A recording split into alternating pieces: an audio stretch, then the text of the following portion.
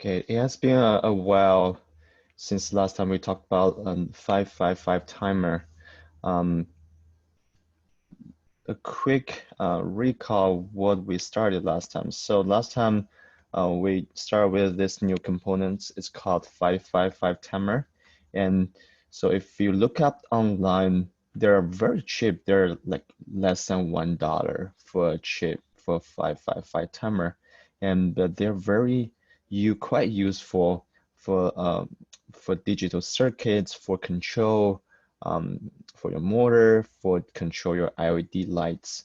And they have 8 legs, and of course you couldn't see anything from here. They just looks like a black chip. But when we look inside of the circuitry, and we know there are 3 resistors. They're acting as the voltage divider on this side. And also there are 2 comparators. We're pretty familiar with comparators. They're op amps.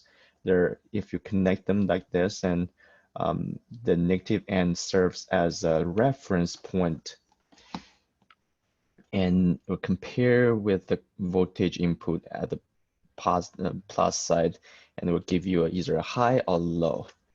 And mention that, and we know this component here, it's a transistor. And then this is something we haven't talked about, which is a flip-flop. So that is what we're going to put a little bit of time on flip-flop. And the reason we want to talk about flip-flop, it's flip-flop. It's the most common and useful sequential logic devices. And because all the digital data are stored in digital form, in terms of bits, we learned that like 1, 3, and in RAM, either in your cell phone, or in your computer. And so flip-flop, it's a device to switch between those 2 states, 0 and 1s. And a flip-flop, let me write it down. We're gonna get more detail about what is flip-flop. So flip-flop, it's also called bi-state device, bistable device, all right? Because it has 2 and only 2 possible stable output states.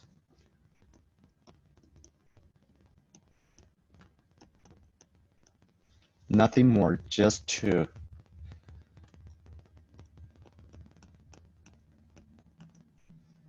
Possible output state.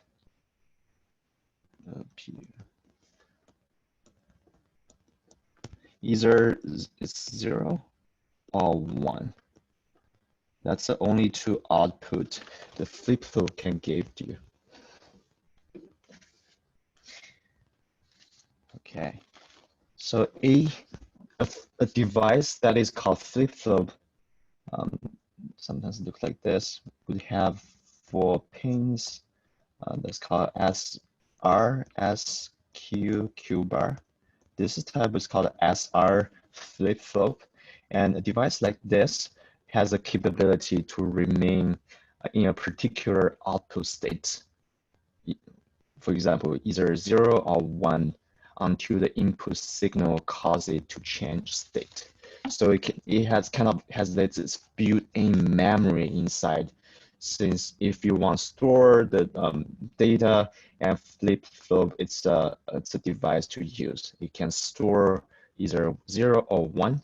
Each flip-flop can only store 1 bit. And this is a basis flip-flop. It's a basis for all semiconductor information storage and processing in digital computers. So it's kind of a fundamental components for all the modern digital devices.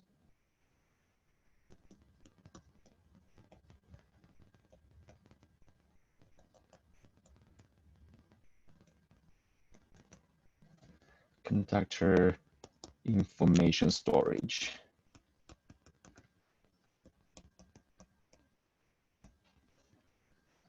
and digital processing in digital computers like your cell phone and laptop,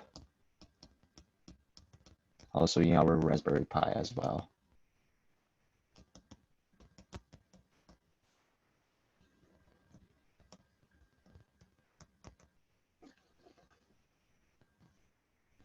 Okay,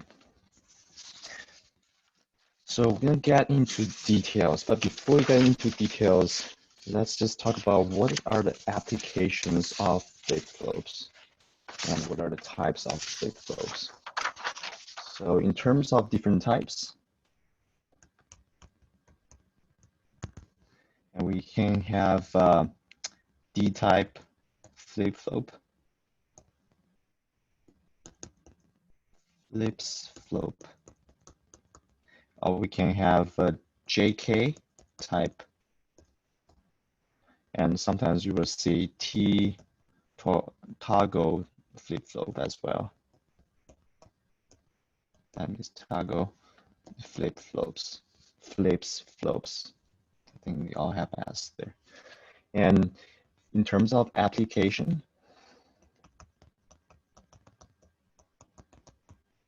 as things we mentioned, it can store information, digital information, and can be used, first one, as a switch debouncer.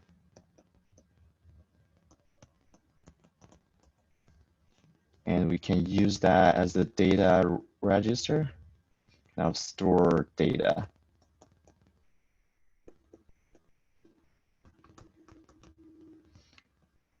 We can also use that to do binary counter.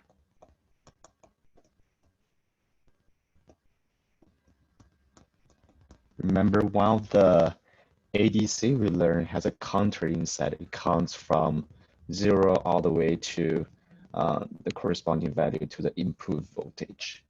So that's, it has to need to have this built-in flip-flop to count. Also can be used as frequency divider,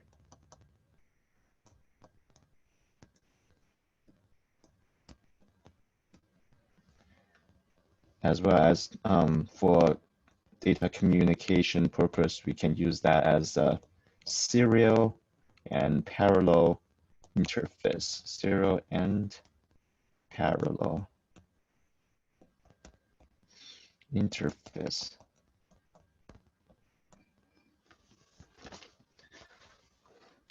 So here I want to touch a little bit on the serial and the parallel interface. And remember the lab we did, we use a Raspberry Pi to control the 7 segments LED display, right?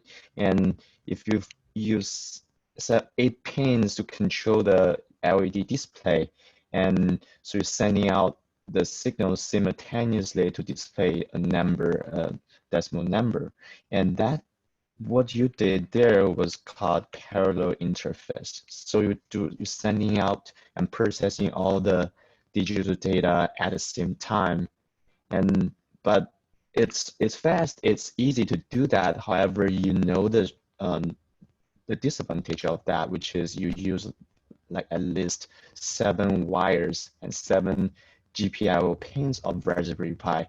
It takes a lot of resources, and so you have less pins to use and takes more wires. And when another types of communication can be serial communication. So you only use 2 wires. That is 2 wires between Raspberry Pi and your 7 segments LED display, and all the digital signals are sending through a serial data sequence, and one by one from Raspberry Pi to your LED, to a data register. And then the data register, such as probably a flip-flop, it will store all the information it received. Then once all the information received are down, then it will send everything to the LED display to control which bar to let up. So, and the flip-flop will act as an interface between serial and parallel interface. Okay, so those are the applications for flip-flops. And now we're gonna get into one type, the most basic type of flip-flop. We're gonna study SR flip-flop, which is the most fundamental flip-flops. And sometimes you'll see flip-flops are also called latch.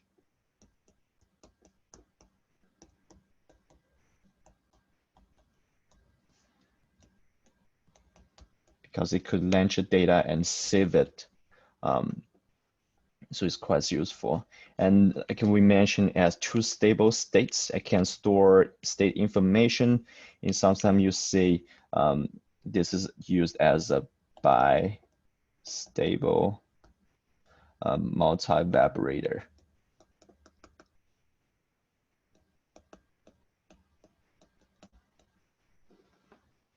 And it has memory built in, so that's a main feature of flip-flop. And also it's something very important for our digital computer.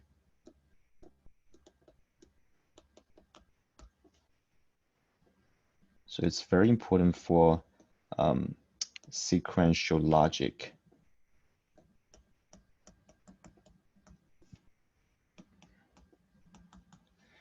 Like we know computers can calculate stuff very quick, right? Can help you to make a decision or calculate something, give you a result. For example, in your exam, you can build a digital circuit to accomplish certain features, but it's also very important to store those data, the result you get from those circuits. So that's why the flip-flops come to play. It could store all this digital data in them. Okay. And since here we're going to talk about SR flip-flop. So there are two types of SR flip-flop. One is called active high. Another one is called active low. So we're going to look both of them. So first, we're going to look at the SR active high flip-flop. So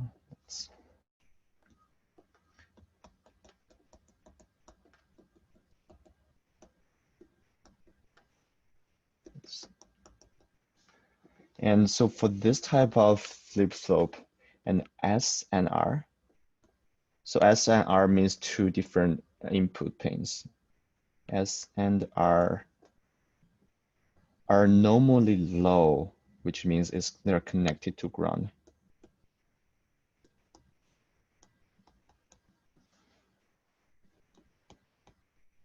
Which means they're grounded, right?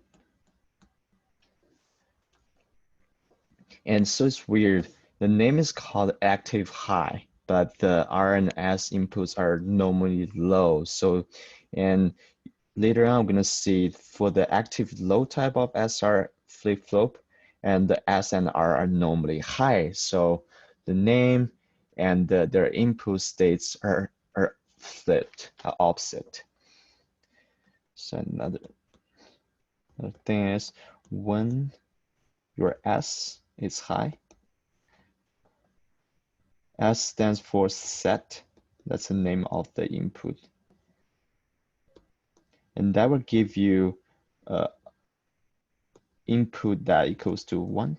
The Q is output, sorry.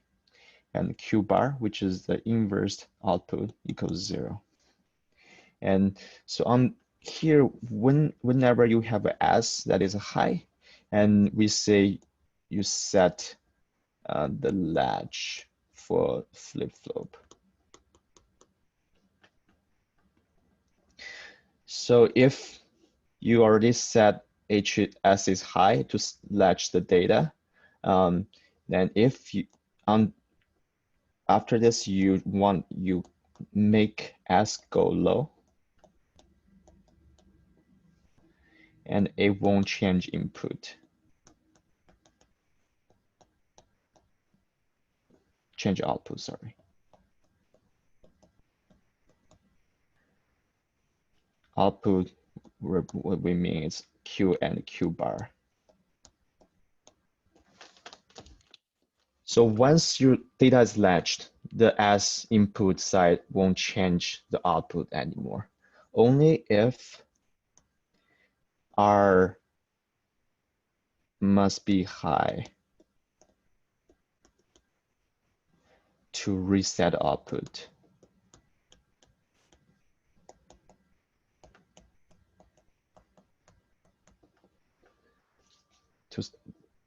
Reset means it resets Q to 0, Q bar to 1. Okay, you may get confused what we're talking about here. Where are the R and S, Q and Q bar? So let's draw kind of like simple diagram to show you this active high flip-flop.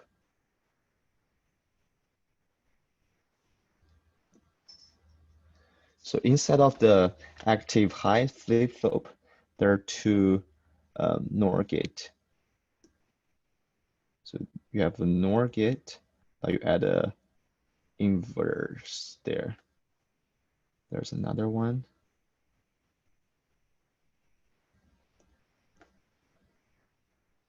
And at output from those NOR gates, and one will give you the output Q, one will give you Q bar, which is inversed Q. As we know, the NOR gate have two input. So the input for the top one is connected to S, which is the S we're talking about here, S, and that represents set. And another input of this NOR gate is connected with the output there for another NOR gate. So it's weird. So, and on the bottom here, this NOR gate would have a top input is connected to the output from the first NOR gate. And then the second input here are from the R pin, which is it's called reset. That's the R we're referring to here, R and S, Q, Q bar, Q, Q bar. So this is the active high.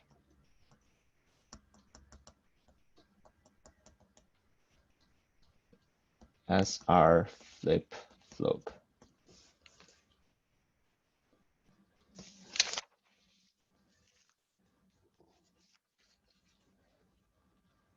Okay, so let's go through this again. So for the active high SR flip flop, and the S and R, which is a reset and set pin, are normally low. So which means they are normally low. When you connect this flip flop in the circuit, they better just connect them to the ground, right? They're grounded. And when you set a S to high, and you can set S to high, so you can add a button. All this pin is also controlled by your Raspberry Pi. You can send a high signal here to this this NOR gate. Then you set the latch. Then at that time, you're setting Q equals 1 and Q bar equals 0. Remember the normal state for Q and Q bar?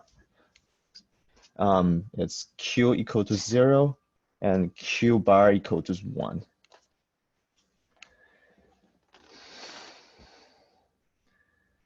Okay, and so once the latch is set, no matter how you change the S, the set pin, it would not change the output Q and Q bar. Only if you set reset to high, this flip-flop will go to normal state, Q equal to 0, Q bar equal to 1 again.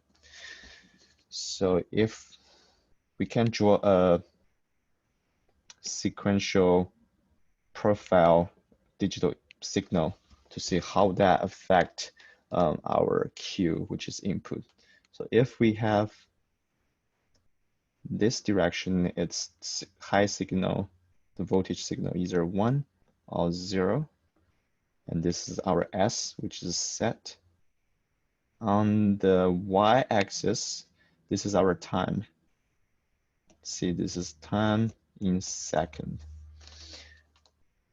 Okay, we can also have a plot for R, which is our reset.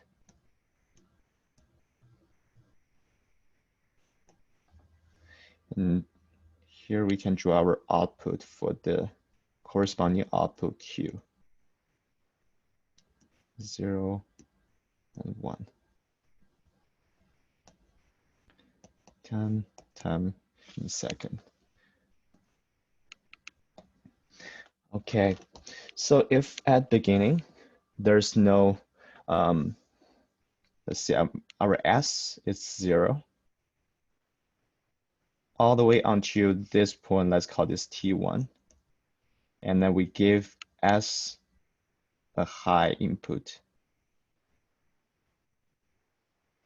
And it stops here at T2.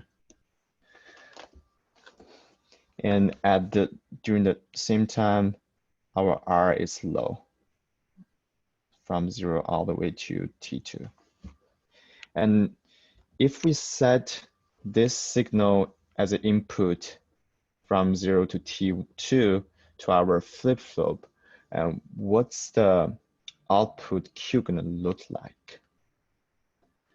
So the output Q would be 0, right? That's a normal state.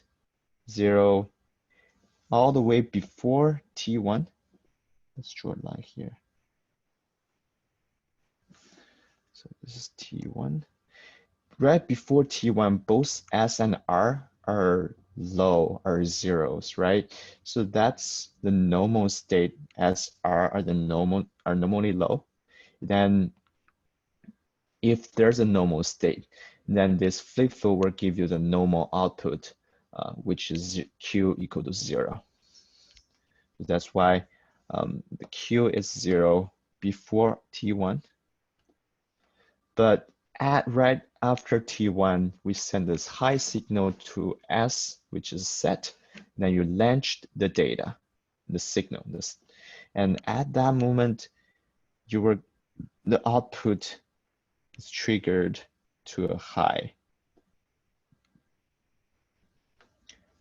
So that's corresponding to when S is set to high, then you will change your Q to 1, Q bar to 0. Let's set the latch. And how long that latch will last? Like I said, once the latch is set and the data 1 is set, and even you change S all the way back to low, it would not change the output Q. So Q will still be high all the way. So here we can have multiple pulses. Doesn't matter. As long as your R is not changed, it would not change our output Q. So but when can we change our Q back to 0 again? That's when you have your R. R would be all the way 0. Only if you change your R to high, and let's call this T3. Then our output Q will start to go low at T3.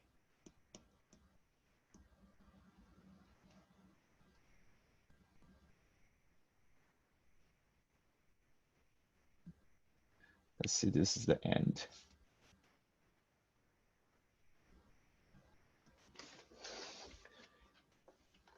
So this is kind of tell you how flip-flop works. Only if you launch the data, it will give you a high output, but that will stay there until you give a reset signal, R.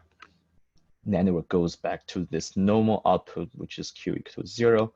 And if you want to set Q equal to 1 again, then you have to give a high S, make S equal to 1, and that will reset the Q to 1 again.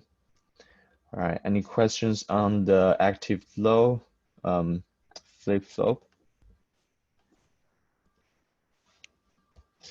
Okay.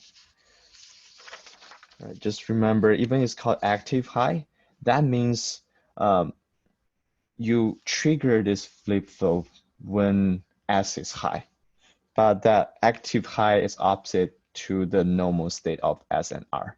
So the normal state of S and R are normally low, or grounded. And the normal state for this flip-flop is Q equal to 0. So it's stable when it's low. The high state, the ones it's not stable. Oops.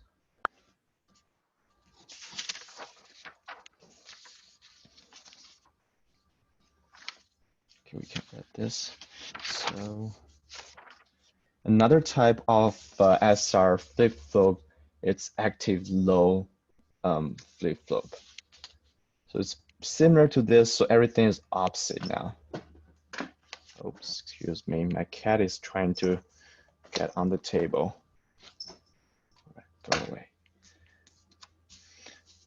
All right, so let's first draw a diagram for the low. Let's change color here. Active low, sorry. Next type, we have active low as our flip-flop. So instead of the active low as our flip-flop, and it also has two different two logic gates. In this case, we have not AND gate.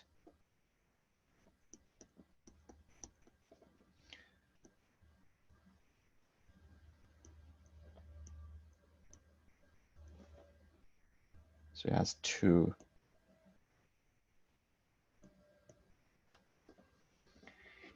But the connection of those two logic gates are pretty similar with active high flip-flop.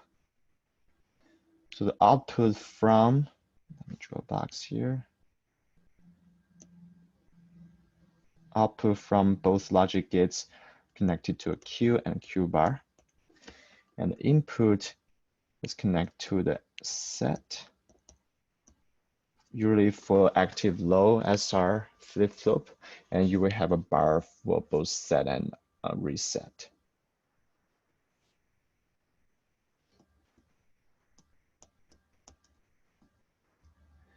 And other inputs are connected with the outputs from other logic gates, like that. So this is a low, active low SR flip-flop. If you compare this with active high SR flip-flop, let me zoom out. So you can see the only difference is the logic gates. Here we have an OR gates. Here we have an AND, not AND gates. So this will give you totally different output characters. So for this type of flip-flop, one, R and S are normally high. See, that's confusing, right? It's called active low, but S and R are normally high, which is 1. And second thing is when S goes low, that's the time it triggers it latched the data. When this S goes low, S bar goes low, Q equal to 1, and Q bar equal to 0. So when this S bar goes to low, it will give you a high output. So this is set the latch. And similar to the previous active high flip-flop, if S goes high again, goes back to high, and it will not change the output.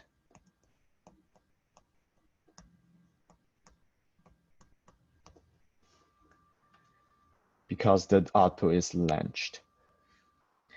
All right, third thing is, if you want to reset the output to normally, to 0 again, your R bar must be low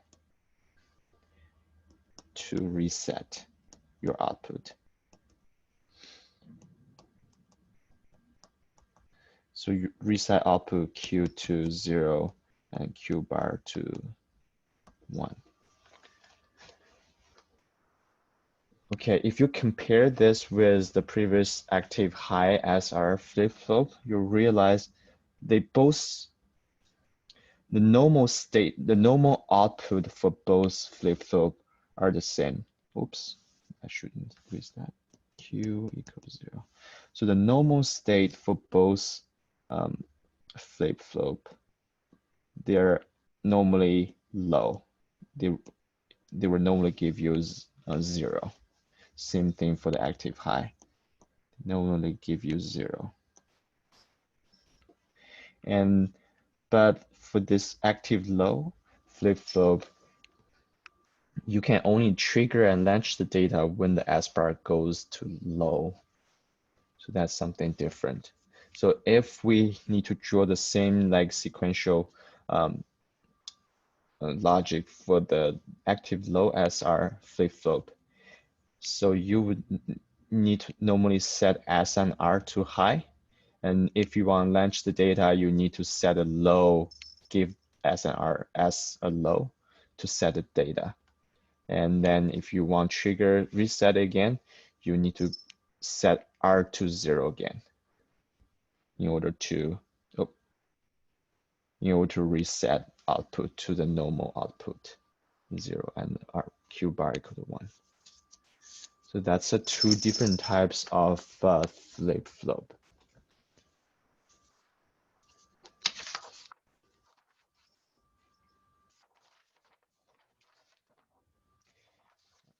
That's a basic flip-flop, and there's one type of flip-flop that's a little bit fancier. It has a little bit more control, and that is called gated SR flip-flop.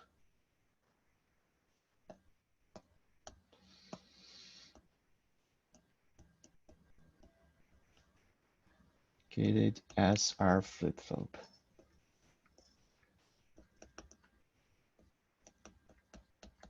So why is it called gated SR flip-flop?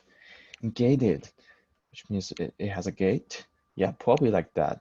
So yeah, let's draw the circuitry of the gated flip-flop. So in this one, it's more complicated. So the previous two only has, each of them has 2 logic gates, right? But here we have 4 logic gates. So we have 2 NOR gate. That's kind of like the active high logic gates, right? And the, oops, they have this kind of crossed connection in between them. That's pretty similar with what we have. This is Q bar, but what in front of them is different. Here we have 2 AND gate. And the output of the AND gate is connected to this NOR gate. This is the AND gate. Same thing on the bottom here, we have another AND gate. the output from this AND gate goes into this OR gate. Each AND gate will have 2 input, and they're connected, innerly connected.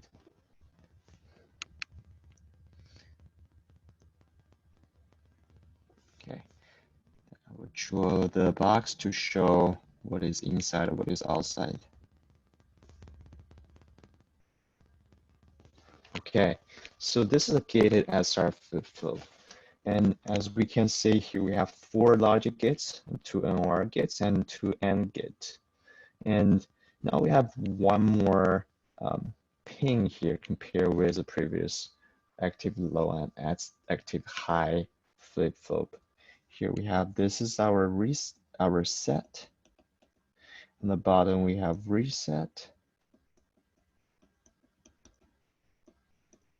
In the middle here, it's called enable.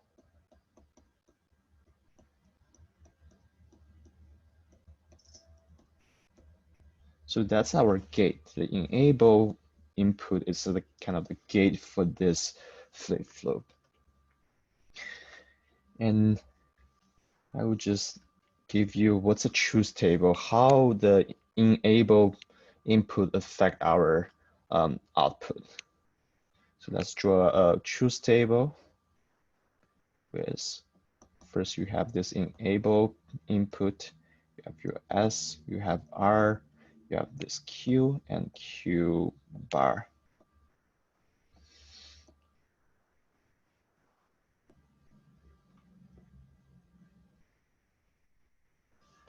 So we know S and R can be 0, 0, 0, 1, 1, 0, or 1, 1.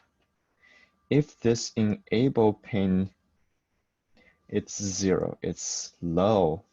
If you give a low to this pin right here, and that would force both AND gates give you low output. And the result of that is that would force you have a 0 output, 0, 0, 0, 0. And for the Q bar going to be 1, 1, 1, 1. So if you see that, so no matter how we change our S and R, doesn't matter how we change S and R, even you set it or you reset it, it does not affect our output. So output stays the same. That's under the low enable pin. So the second case is we have high enable pin. Then we also could have 0, 0, 0, 1, 1, 0, 1, 1 for different situations. And so under this case, if your enable pin is high, that means this is just a regular SR flip-flop. If you have S and R both equal to 0, you have the normal output, which is 0 and 1. And if you have 1, 0, 1 high, and the R is a reset, try to reset the flip-flop to normal output, which is still 0 and 1. But here, if you latch the data for S, give a high to S, and 0 for R, under that case, you have 0, 1. On the bottom here, we have 1, 0. Yep, that's a truth table for the gated SR flip-flop. So it just gives a little bit more control, and you disable or enable the flip-flop. But if this EN gate, the input is 1 and everything is the same. Oops. For the flip-flop. Okay, don't forget, we spend a lot of time on flip-flop, but don't forget the reason we talk about flip-flop. Well, okay, excuse me. All right.